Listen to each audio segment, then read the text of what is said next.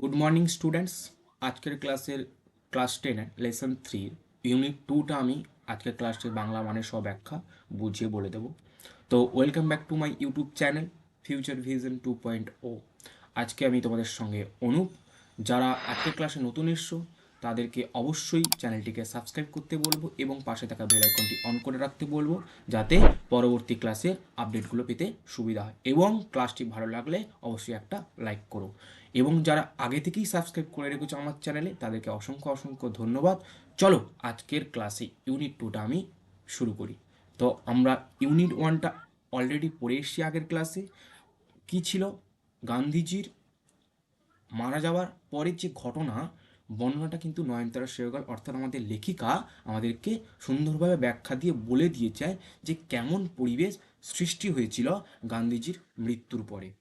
আমাদের যে অ্যাটমসফিয়ার, একটা আনন্যাচারাল সাইলেন্স, একটা অস্বাভাবিক নিস্তব্ধতা যে সৃষ্টি হয়েছিল, জনগণ যে দুঃখে ফেটে পড়ছিল, ওটা কিন্তু আমাদের ইউনিট 1-এ অলরেডি নয়নতারা সেহগাল আমাদের লেখিকা কিন্তু অলরেডি আমাদেরকে ব্যাখ্যা দিয়ে বলে দিয়েছেন যে কি ঘটনাটা ঘটেছিল।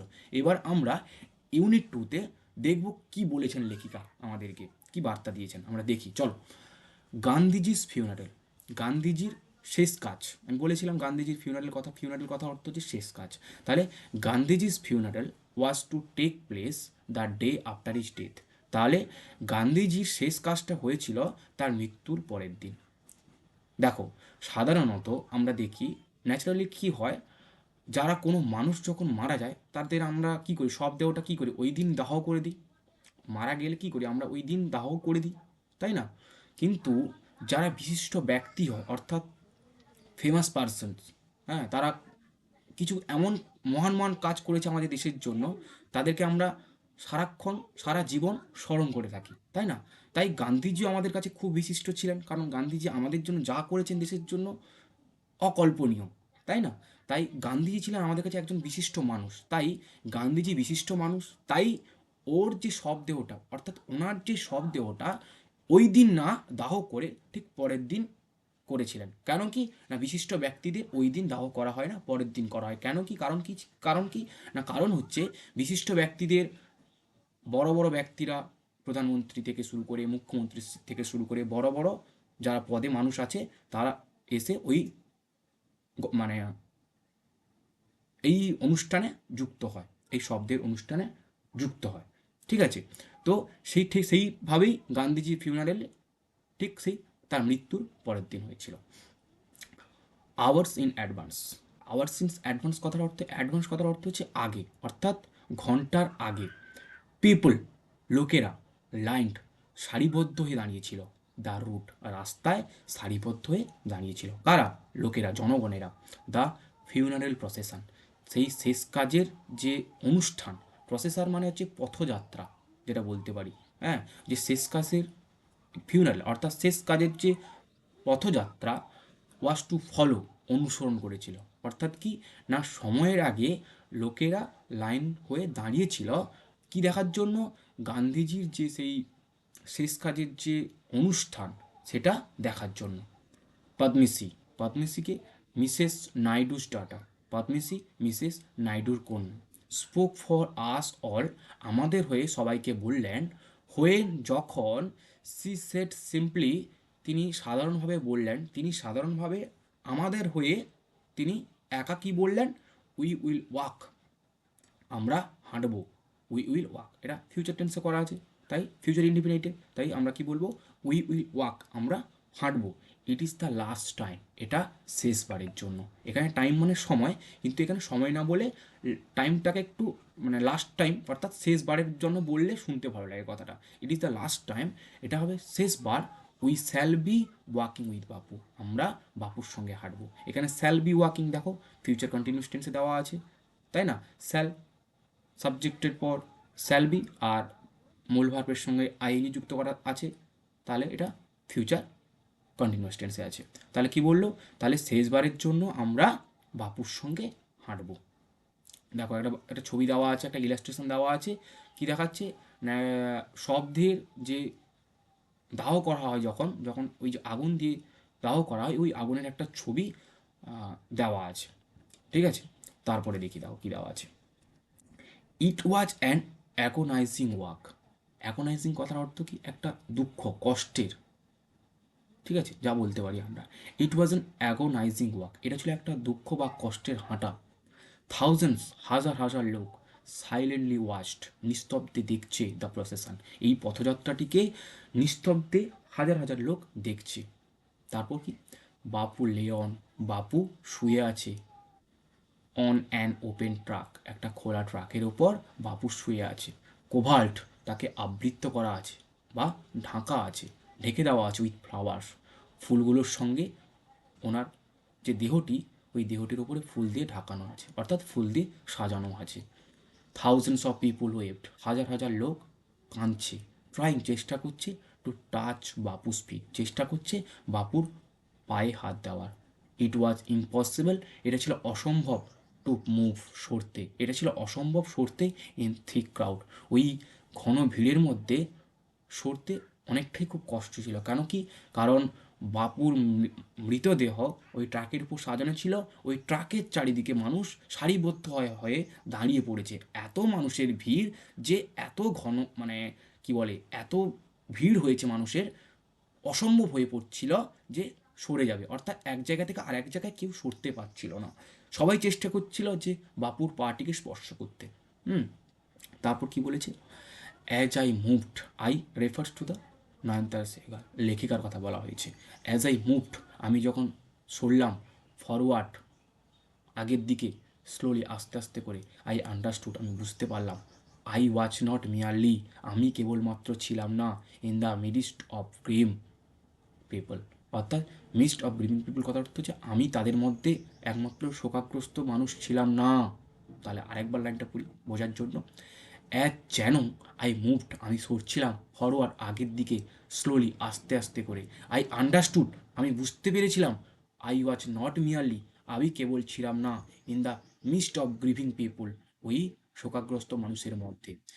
দিস, তাহলে কি বললো? This was even more than the funeral procession of India's beloved leader. This was even, এটা এমন কি ছিল, মোর দেন, আরও বেশি, দ্য ফিউনারেল প্রসেশন, সেই শেষ কাজের পথযাত্রা অফ ইন্ডিয়াস বিলাভ লিডার, ভারতের একজন খুব ভালোবাসার যে নেতা, হুম, তাদের মধ্যে আমি একা শোকগ্রস্ত মানুষ ছিলাম না, এটা লেখিকা বোঝাতে চাইছেন, মানে তিনি বাদ দিয়েও আরও অনেকে ছিলেন। আই ওয়াজ অ্যামাং, আমি ছিলাম মধ্যে, পিপুল, আমি ছিলাম ওই লোকেদের মধ্যে, ফর হুম, যারা ওয়াকিং উইথ বাপু, বাপুর সঙ্গে হাঁটছিল, হ্যাড এ স্পেশাল মিনিং, একটা বিশেষ মানে বা বিশেষ অর্থ, অর্থাৎ কি?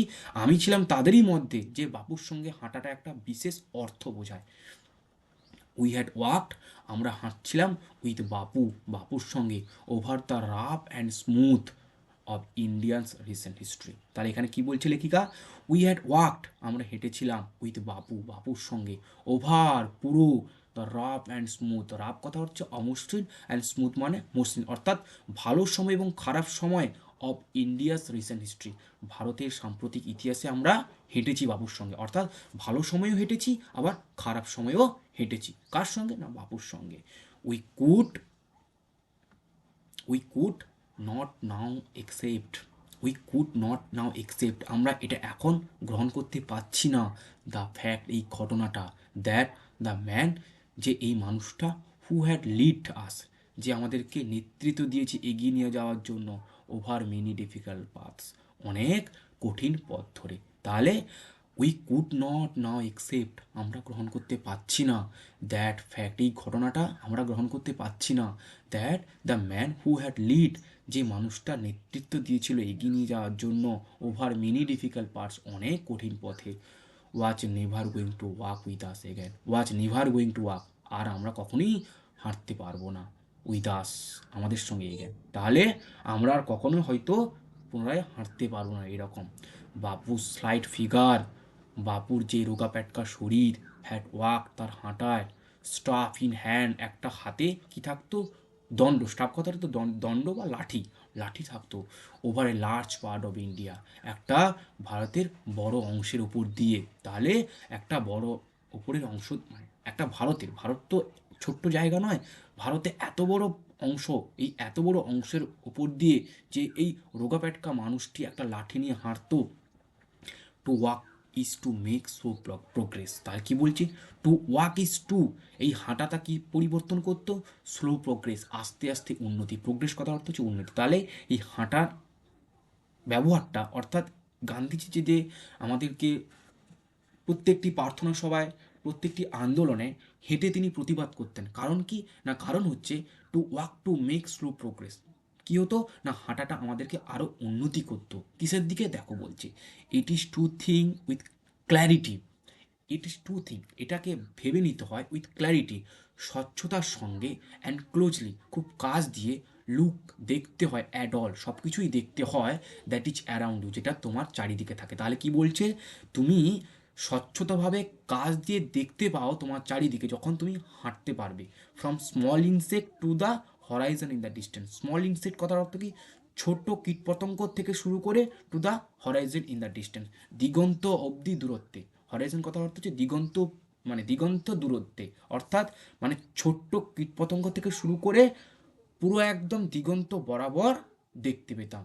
কি করে, যখন আমরা হাঁটতাম, হেঁটে হেঁটে যখন আমরা পরিবেশটাকে দেখতাম চারিদিকে, এবং কি দেখতে পেতাম, এখানে উদাহরণ দিয়ে কী বলেছি, যে ছোট্ট কীটপতঙ্গ থেকে শুরু করে একদম দিগন্ত বরাবর। দিগন্ত বরাবর কেন বলছি, দেখবে ফাঁকা মাঠে যখন আমরা, কোনো ফাঁকা মাঠে যখন কোথাও যাব, দেখতে পাবো যে দিগন্তরিকার আকাশ যেন সমভিত তলে, মানে সমভিমুর মতো দেখাচ্ছে, অর্থাৎ মাটির সঙ্গে যেন আকাশ মিশে যাবে এরকমভাবে দেখায়। দেখবে মানে কিছু ফাঁকা জায়গা গিয়ে, জনবসতি এলাকা গিয়ে দেখতে পাবে না, ফাঁকা এলাকা গিয়ে, ফাঁকা মাঠ, খোলা মাঠে গিয়ে দেখতে পাবে যে আকাশ এবং মাটি, মানে সমভূমি যেন এক হয়ে গেছে। এটাকেই হরাইজন বলা হয়, দিগন্ত বরাবর বলা হয়। তারপর কি বলছে দেখো, মোর বা আরও বেশি, টু ওয়াক ওয়াচ অফেন, আমরা হেঁটেছি প্রায়শই, দ্য অনলি ওয়ে ওপেন, খোলা পথে, টু দ্য এভারেজ ইন্ডিয়ান, গড় ভারতীয় হিসেবে আমরা খোলা পথেও হেঁটেছি আরও বেশি করে। এর রিকোয়ার্ড নো ভেহিক্যাল, রিকোয়ার্ড মানে প্রয়োজন, তাহলে কি বললাম, রিকোয়ার্ড কথার অর্থ কি, প্রয়োজন, নো ভেহিক্যাল মানে যানবাহন, তাহলে কোনো যানবাহনের প্রয়োজন হতো না, এক্সেপ্ট হিজ ওন বডি, কি ছাড়া, এক্সেপ্ট কথার অর্থ কি, ছাড়া, হিজ ওন বডি, তার নিজের শরীর ছাড়া আর অন্য কিছু কোনো যানবাহন প্রয়োজন হতো না, and cost him nothing but his energy, and cost him nothing, এবং কোনো অর্থ প্রয়োজন হতো না, বাট হিজ এনার্জি, শুধুমাত্র তার কী প্রয়োজন হতো, শক্তি প্রয়োজন হতো। দেখো তখনকার দিনে কী হতো, আমরা তো ব্রিটিশদের অধীনে ছিলাম, তাই না, তো ব্রিটিশরা শাসন করতো, তো ব্রিটিশদের অত্যাধুনিক অস্ত্রশস্ত্র ছিল, তারা আমাদের থেকেও বুদ্ধিতেও এগিয়ে ছিল, তাই না, তাদের অস্ত্রশস্ত্র থেকে শুরু করে, হ্যাঁ, তারা বুদ্ধিতে শুরু করে, তাদের অ্যাডভান্স টেকনোলজি, অর্থাৎ তারা আগে সব কিছুই জানতো, তারা চাইলে আমাদেরকে, মানে এক নিমেষের মধ্যে আমাদেরকে ধ্বংস করে দিতে পারতো, তাই না। তাই গান্ধীজি অহিংস অসহযোগ আন্দোলনের মাধ্যমে দিয়ে আমাদের পেছনে দাঁড়িয়েছিলেন। কেন, কারণ এতে কোনো কারোর ক্ষতি হবে না, অর্থাৎ কোনো মানুষজনের ক্ষতি হবে না, কোনো কিচ্ছু ক্ষতি হবে না, লাগবে যানবাহন, না লাগবে টাকা পয়সা, শুধুমাত্র কি লাগবে, শুধুমাত্র শক্তি লাগবে হাঁটার জন্য, আর কিচ্ছু লাগবে না। গান্ধীজির পথটা এভাবেই ছিল, অর্থাৎ গান্ধীজি এভাবেই প্রতিবাদ করেছিলেন ব্রিটিশদের বিরুদ্ধে। নেতাজি সুভাষচন্দ্র বসু যেভাবে করেছিলেন তার ঠিক উল্টো দিক ছিল গান্ধীজি পথটা এভাবেই ছিল, হচ্ছে ব্রিটিশদের বিরুদ্ধে প্রতিবাদ করা, তাই না। তারপর কি বলছে দেখো, গান্ধীজি টুক দিস নেসেসিটি, গান্ধীজি নিত এই প্রয়োজনীয়তা, হ্যাঁ, তাহলে কি নিত, গান্ধীজি নিত দিস নেসেসিটি, সরি, নেসেসিটি, তাহলে গান্ধীজি কি নিত, এই প্রয়োজনীয়তা কি, অ্যাজ যে হি টুক much that was common place, যেটাকে সে নিয়ে যেতে পারতো একটা সাধারণ জায়গায়, অ্যান্ড ট্রান্সফর্মড, এবং পরিবর্তন করতো ইন্টু এ জয়ফুল এফোর্ট, একটা আনন্দপূর্ণ প্রচেষ্টায়। তাহলে গান্ধীজির উদ্দেশ্য কী ছিল না, এই আমরা খোলা উন্মুক্ত পথে হেঁটে যাব, এবং চারিদিকে পরিবেশকে লক্ষ্য করব, কি ঘটছে, একটা স্বচ্ছতা খুব কাছ দিয়ে আমরা চোখের মাধ্যমে দেখতে পারবো, যেখানে কোনো যানবাহনের প্রয়োজন হবে না, না কোনো টাকা পয়সা লাগবে, না কিচ্ছু লাগবে না, শুধু কী লাগবে, শুধুমাত্র শক্তি, মনের মধ্যে যে শক্তি, ইওর মাইন্ডস এনার্জি, এই শক্তিটা যদি থাকে, তাহলে তুমি প্রতিবাদ করতে পারবে ব্রিটিশদের বিরুদ্ধে। তিনি এভাবেই প্রতিবাদ করেছেন ব্রিটিশদের বিরুদ্ধে, এবং এই যে হাঁটা, তার হেঁটে যাওয়ার যে এই যে প্রতিবাদের যে তার প্রথম স্লো প্রোগ্রেস, আস্তে আস্তে যে উন্নতি, এটাই তার মূল অস্ত্র ছিল, মূল উইপন ছিল গান্ধীজির। এইটাকে কীভাবে পরিবর্তন করতো, it's transform into a joyful effort, এটাকে পরিবর্তন করতো কি একটা আনন্দপূর্ণ প্রচেষ্টায়। অর্থাৎ গান্ধীজি প্রচেষ্টা ছিল যে আমাদের দেশবাসীর সঙ্গে নিজে হাঁটবেন এবং তাদের যাতে না ক্ষতি হয় তিনি এটাকে বিশেষ করে লক্ষ্য করতেন। এই জন্য তিনি কি বলছেন দেখো না, দেখুন লাস্ট লাইনে বলেছে transform it into a joyful effort, এটা একটা পরিবর্তন করেছিল আনন্দপূর্ণ প্রচেষ্টা। অর্থাৎ তার প্রচেষ্টা কী ছিল, দুটো দেখো, একদিক কি ব্রিটিশদের বিরুদ্ধে প্রতিবাদ এবং দ্বিতীয়ত যাতে ভারতের মানুষরা এর মাধ্যমে দিয়ে আনন্দ পায়, যাতে কষ্ট না পায়, এটাই ছিল তার মূল উদ্দেশ্য। তাহলে আমরা ইউনিট 2টা আজকে মতো এখানেই শেষ করি। পরের ক্লাসে আবার ইউনিট 3 আছে, ইউনিট 3টা আমি আলোচনা করব। তো অবশ্যই ক্লাসটা ভালো লাগলে লাইক কমেন্ট শেয়ার অবশ্যই করো। আবার দেখা হচ্ছে পরের ক্লাসে। টাটা, সবাই ভালো থেকো।